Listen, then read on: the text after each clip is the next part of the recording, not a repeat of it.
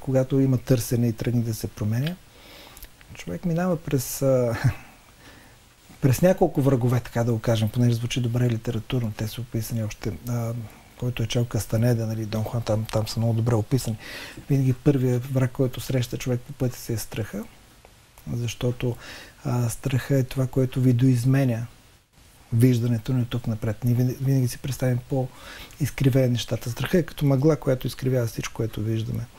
И ако човек отстъпи, той спира до там, той никога не се развива. Със страха човек се прави, когато тръгне към него. Защото страха е като сянката на човека. Ти като гониш, тя бяга, ти като бягаш, тя те гони. В момента, в който тръгнеш към страха, това вече е победата. Както и да звучи литературно, но това е целият принцип в психотерапията. Тоест, ситуацията, която е страх, е по-малко от това, което си представяш. Затова трябва да влезеш в ситуацията, която е страх, за да видиш, че е по-малко от това, което си представял. Когато човек победи страха като първи враг по пътя на развитието, на знанието, на промяна, тогава той минава отвъд тази мъгла. Всеки страх не може да бъде победен. Всеки страх. Как? Чрез преживяване, чрез сблъсък? Чрез прежалване. Когато човек влезе в ситуация, в която не е сигурен, че спечели, той си прежалва и тогава страха си отива. Тоест не трябва да има предварителни очаквания, може би. Това също е пагубно. Даже да има, трябва да влезе. Независимо от какво прави. Той няма друг път. Минали отвъд страха никога не се връща. Ние се страхуваме всеки ден от нещо в живота си, но тогава знаем, че ние може да го победим и той няма да бъде спирачка, той няма да ни спре. Тогава всичко става ясно. Тогава човек почва да вижда ясно нещата, не замъглени от страха и тогава идва втори враг. Както казва Кастанеда, това е яснотата, когато си мислиш, че всичко знаеш. И тогава спираш да търсиш, тогава развиваш едно високо нереално самочувствие и спираш до там. Никога няма да бъдеш страхлив човек, но никога няма да продължиш.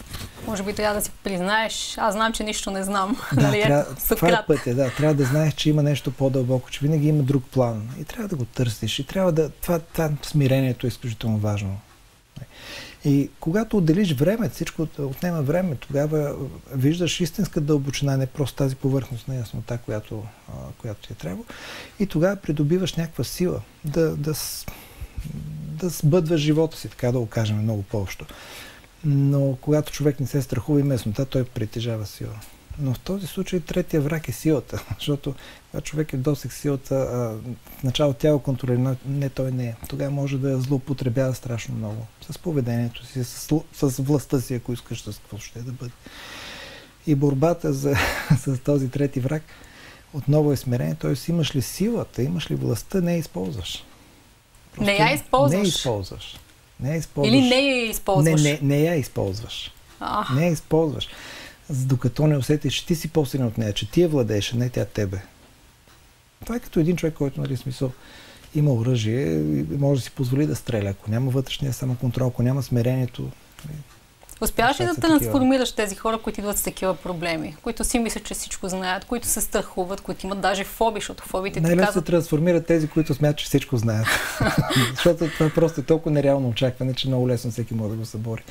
Но да, в смисъл всеки от нас се опитва да прави най-доброто в работата си.